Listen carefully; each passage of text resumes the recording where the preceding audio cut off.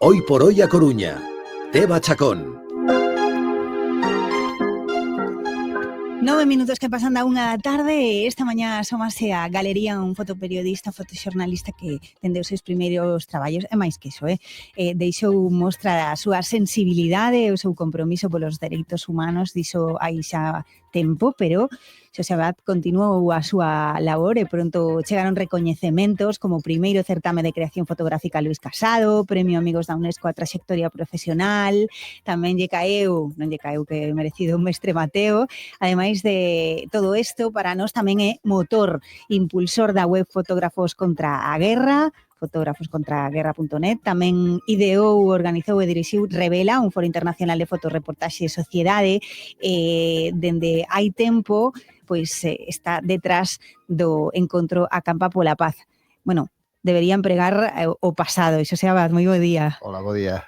Neste caso, moito que falar pois con alguén que viu de preito moitas realidades e moi duras, non? E que ademais tomou parte para contalas e entón para cambialas un pouco. Bueno, sí, sempre tes esa curiosidade humana, non? De saber como son os conflitos, cales son as protagonistas e os protagonistas desas situacións, e dende logo eu creo que é decisivo contar con xente que poda estar nos lugares onde suceden os acontecementos e que nos conten o que pasa, non? Eu non son o máis representativo desa sorte de xente que fai ese traballo, pero si a miña, digamos, o máximo interese sempre foi o do fotodocumentalismo, non? Máis que a fotografía de prensa pura e dura, sí, senón o fotodocumentalismo, sí. E por qué? Por qué? Bueno, eu penso que para entender o mundo tes que entender a súa xente, non? E tes que entender os conflitos, e tes que entender por qué, cales son as causas dos conflitos que normalmente son espurias, non? Son causas que son mezquinas, que son por intereses económicos, por intereses de poder, sempre vai ligado a eso, non? E sempre as vítimas son as mesmas. E bueno, nunca entendín como pode ser que sendo tantos as boas xentes que habitan este planeta, como podemos estar sempre nas mans de pouca xente perversa, que non damos resolto ese conflito. Entón, nesa búsqueda, pois, bueno, sempre estaba tamén coa cámara preparada para tratar de entender, non? E xa dende moi novo, hai algunha realidade que che tocara que dixeras, que teño que revolverme contra isto, empezo xa? A ver, a miña primeira realidade foi a ditadura franquista, non? Digamos que eu empecé aí a miña actividade, a miña militancia antifranquista, antidictadura, eu creo que esa foi a miña escola principal, non? E a partir de aí, pois, bueno, estás un pouco condicionado, xa tes esa deformación de, a ver que... ao mellor, en algún momento logramos averiguar como contrarrestar estas forzas perversas que dominan a humanidade, non? Querería pararme nun episodio que por rechamante venme agora a cabeza, que pon de manifesto pois estas outras vivencias do resto do mundo, que foi o teu traballo fotografiando o subcomandante Marcos.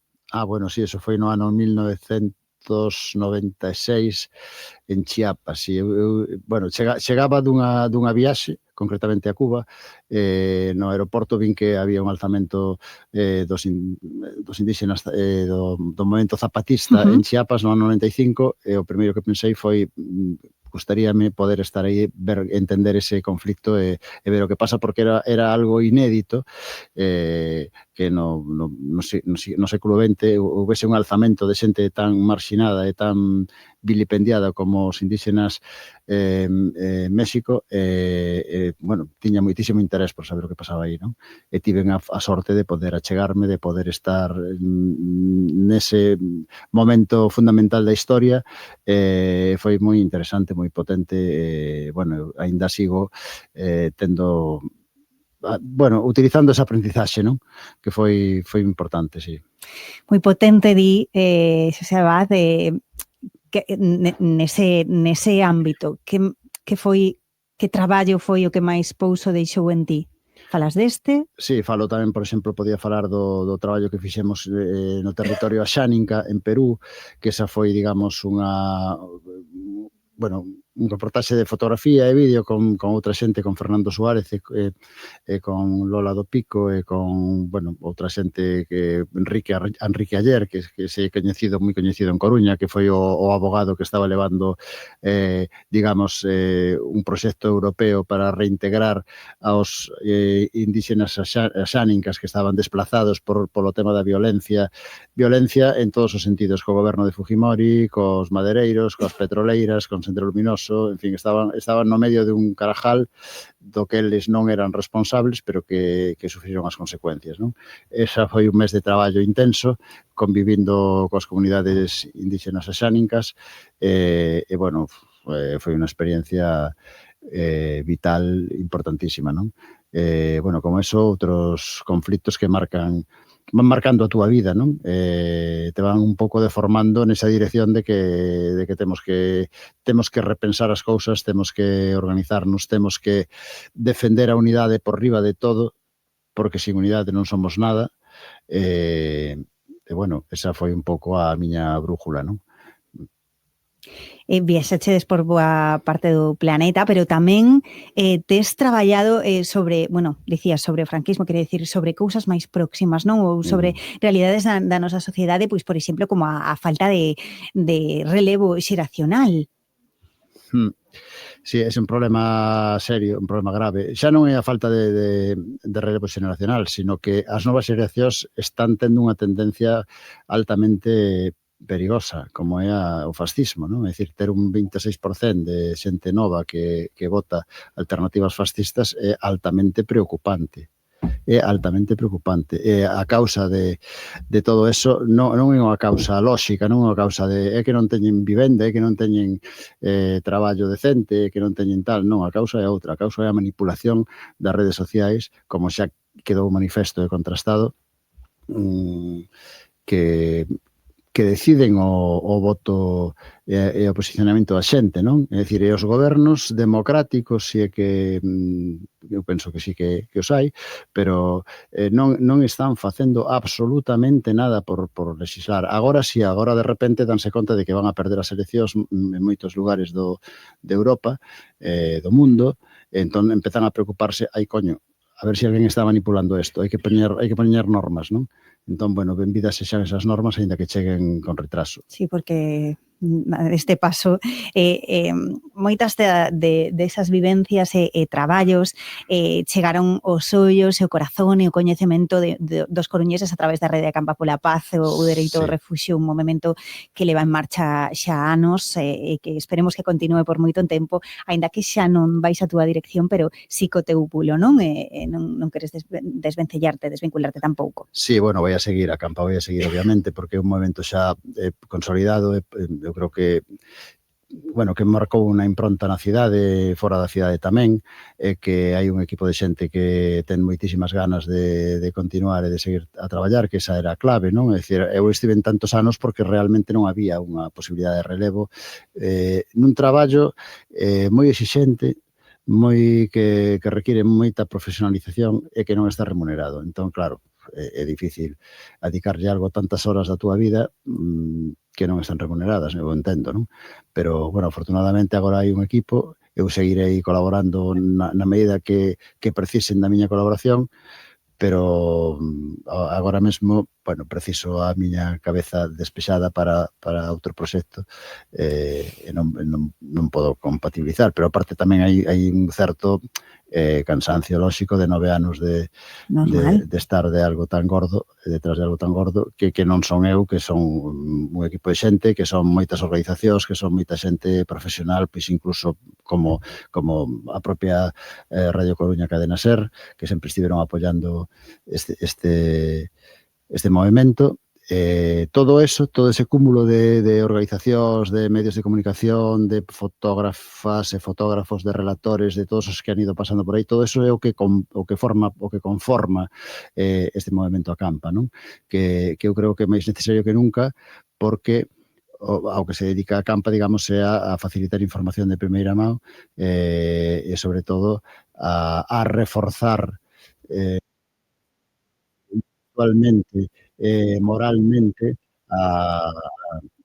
a todos nós e a todas nós, non? É dicir, no sentido de que, bueno, temos que rearmarnos para poder afrontar o retroceso dos dereitos humanos, porque non sei se nos damos conta de que estamos chegando a situacións moi graves e que eu non descarto que se volva a reproducir a noite dos cristales rotos. O sea, tal como van as cousas, tal como está avanzando as posicións máis retrógradas, temos un perigo grave. E se non reaccionamos como sociedade, pagaremos as consecuencias en breve. Hai pseudoperiodismo por aí ou, bueno, vounos chamar predicadores, pantalla predicadores, non sei como chamalos, que dirán, mira que exagerados son, mira que cousas chegan a decir.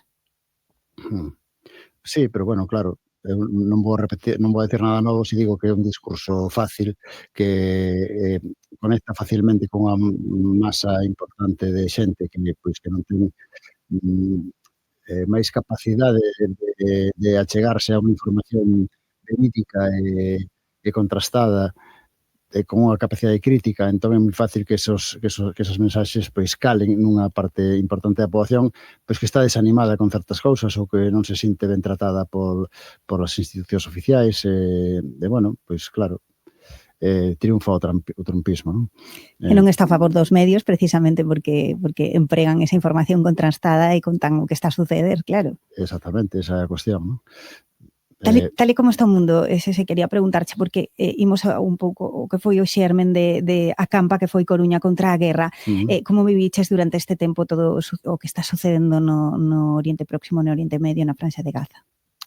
Bueno, eso forma parte do que falábamos ao principio, non? É dicir, desa minoría que detenta un poder omnímodo e que poden decidir e tomar decisións sobre as persoas e sobre os territorios, era unha pura operación, como todas as operacións, de avaricia económica, e como non se pode vivir de outro xeito que rexeitando eso, non? É dicir, dándote conta de que hai unha gran manipulación da opinión pública para pretender facernos creer pois que había elementos de outras culturas perigosísimos, inventándose movementos como ISIS deseñados dende certos despachos de diferentes axencias de intelixencia e que nos convencen porque, o sea, de repente cortan gargantas a tutiplén e de momento deixan de cortalas. Quero dicir, hai unha manipulación de todo ese circo mediático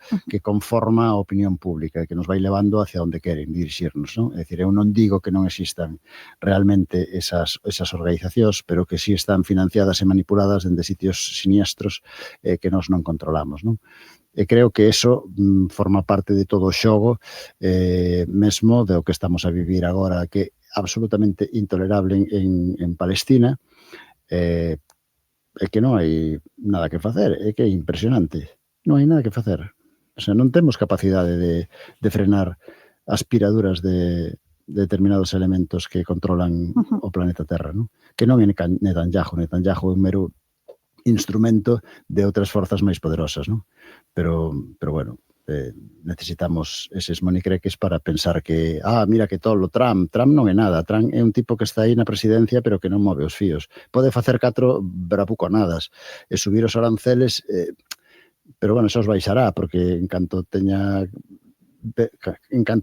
reciba un retroceso económico no seu país xa moderarán a súa posición, ou bueno, pero igual, quero dicir, non é importante, pero non é que os outros foran mellores, simplemente eran máis civilinos e iban de fronte así, non? E disimulaban mellor. Este é un bruto, un animal que vai de fronte, é un perigo para a humanidade, pero bueno, é un perigo con sentido. Vai máis alá. É catapultado, non? Por os intereses que realmente contan. Ti que viches conflictos en moitas outras partes do mundo, como vives que os medios se centren só nuns poucos e deixen de contar outros moitos, o mellor, bueno, é moi difícil, pero iso tamén está dirixido, a onde poñemos a mirada no mundo? Bueno, aquí o problema, para mí, o problema máis fastidiado dos medios de comunicación na súa meirande parte é que non hai periodismo de Non hai periodismo de investigación, hai periodismo de retransmisión do que mandan as axencias, que as axencias pois as controla quen as controla. Entón o que se fai é repetir titulares que mandan as axencias, que a su vez mandan os gobernos, que a su vez mandan os que mandan aos gobernos. E con eso é co que nos informamos, salvando honrosas excepcións, non?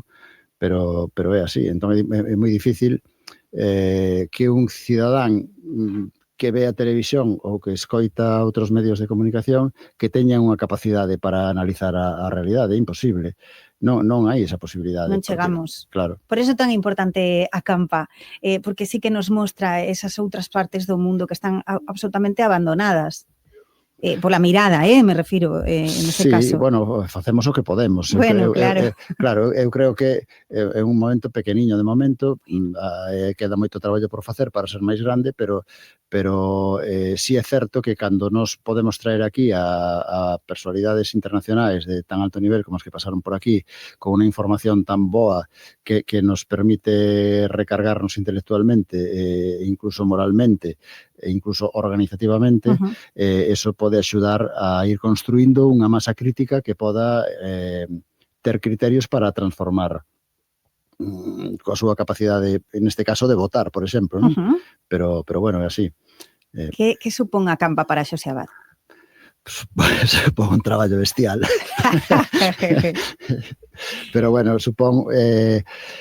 A ver, eu estou contento, estou satisfeito polo traballo que logramos, porque eu creo que era moi difícil inicialmente este proxecto de decir, bueno, só de pensar o que fixemos, os recursos que logramos, que non chegan nunca, non? Porque canto máis recursos temos, máis alcance podemos ter informativa e mediáticamente, que é o que importa. É dicir, se non somos capaces de atraer a unha gran cantidade de xente da ciudadanía, neste caso da cidade, non logramos os obxectivos, non? Pero eu creo que podemos estar algo satisfeitos no sentido de que as actividades que organiza Campa hai un público variopinto, transversal, heteroxéneo, que non é o habitual das concentracións máis militantes e tal, non? Aínda que as dúas partes son necesarias, pero sí que temos que incorporar a xente que ten un certo descontento, unha certa capacidade crítica, a xente instruída que sí que está interesada en todos estes temas, e cando ti fas unha proposta que ten un interese máis alá dos discursos habituais, a xente acude porque hai ese interese, non? Sí. E a xente quere a unidade, a xente quere que as organizacións e as forzas políticas traballen en unidade contra un enemigo moi poderoso que non ten fisuras. E, sin embargo, a xentes, digamos, de base, temos tantas fisuras, somos tan variopintos, hai tantos minifundios organizativos que é imposible facer frente a unha maquinaria tan brutal como a que temos diante, non? Entón, mentras non entendamos que sin unidade estamos fritos, non temos solución. E que está sendo moi directo, por isto é importante o futuro de Acampa, ese novo equipo encabezado por Estela López, formadora especializada no traballo con colectivos vulnerables. Lembramos que este ano o encontro vai versar sobre o dereito á paz. Palabras maiores, o dereito. Bueno, mira como estamos. Hai que ser utópicos. Nos reímos por non chorar, non? Hai que ser utópicos, non? Claro, bueno. Comentabas, eu sei que os motivos son principalmente pois que necesitas ter un pouco o teu cerebro despexado para un novo proxecto, non sei se se pode contar. Xa sabes que, claro, queremos saber. Bueno, un proxecto que ten tamén, digamos, un contido na mesma línea de toda a miña vida, pero bueno, de momento non prefiro non falar do tema porque está demasiado verde, non? E bueno. Bueno, esperamos que poder falar del en breve, mentras nos o que decimos é que eso que Acampa ten moito futuro, non? Que queremos quedar con eso, ainda que ti marches, dende logo. No, eu son totalmente prescindible, afortunadamente. hai un equipo enorme que traballa arreo para esta nova organización deste ano que aínda falta, pero bueno, que tedes toda a información na web de Acampa e que nos estaremos aquí para ir recordando os diferentes plazos e demais. Temos que ir rematando. Pois, moi ben. Sempre o facemos con un pequeno cuestionario pequeniño. Neste caso, quero preguntarche o teu lugar favorito da Coruña. Bueno, o meu lugar favorito da Coruña, podía decir varios, pero vou decir un que para mí ten unha lembranza de cando era pequeno que xogaba moito aí, pasábalo ben aí, que é a praia de Santo Amaro. Aí, xogabas moito aí, sí. Bueno, cando no verán era a praia Claro. a que íbamos, non sei por que motivo, pero íbamos a esa praia. Que auga fría. Sí. Local favorito da Coruña? Bueno, vou decir un local que ten unha programación cultural, que é un local pequeniño, que é un local con moita tradición aquí na cidade, que é o Ateneo Cultural, que está en fronte de Riazor. Bueno, creo que teñen unha inquedanza social tamén, non? Porque fan moitas actividades non só culturais, sino tamén de contido social. Unha película? Bueno, así de non demasiado recente, pero si recente, Green Book, de Peter Farrelly, creo que é un peliculón para mí maravilloso. Un libro? Un libro, damos todo. Vou a decir, de Richard Kapuscinski, podría decir calqueira, pero en este caso, Os cínicos non sirven para este oficio. Así. Que é sobre o bon periodismo, digamos, non? Unha canción para rematar. Ojalá. Ojalá, de Silvio Rodríguez. No, ojalá rematemos.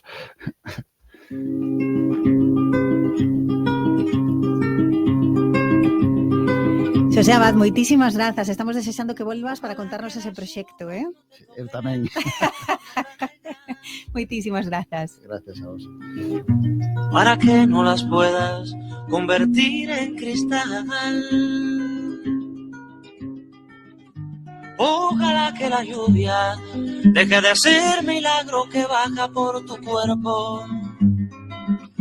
Ojalá que la luna pueda salir sin ti. Ojalá que la tierra no te bese los pasos. Ojalá se te acabe la mirada constante, la palabra precisa.